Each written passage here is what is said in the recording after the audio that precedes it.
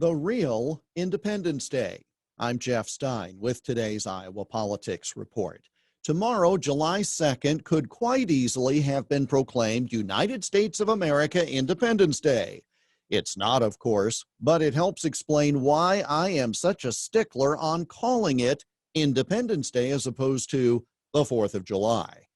When we were young, we were given to believe that a group of men gathered in Philadelphia and gathered around to sign a document on July 4th proclaiming our independence from England.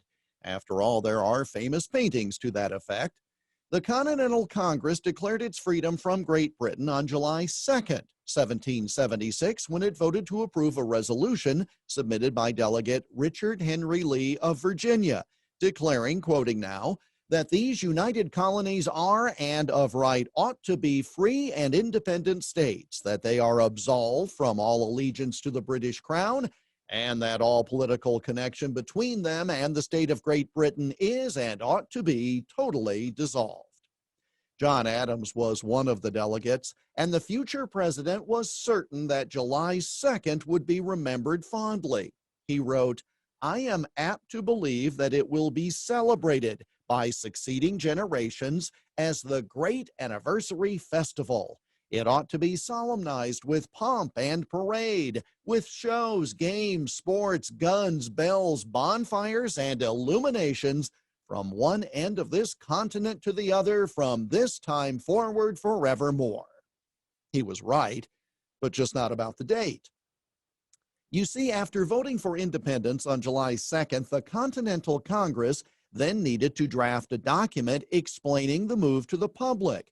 It had been proposed in draft form, but it took 2 days for the Congress to agree on the edits. That's how July 4th comes into the picture. It was sent to a printer to be announced to the world, and it was that printer who wrote, "In Congress, July 4, 1776 at the top, because that was the day the document itself was approved.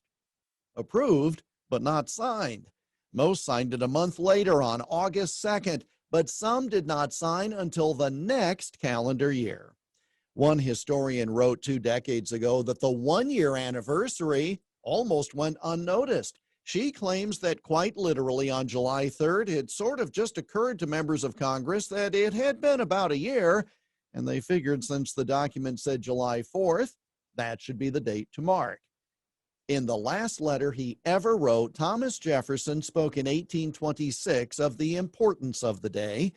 "For ourselves, let the annual return of this day forever refresh our recollections of these rights and an undiminished devotion to them," he wrote. He wrote that on July 2nd, the day of the vote, and apparently the day he recognized as significant as well. 2 days later, July 4th, both Jefferson and Adams passed away. And that's the Iowa Politics Report for Thursday, July 1, on Twitter, Instagram, and Parler at Iowa Politics. I'm Jeff Stein on News Talk 1540 KXEL.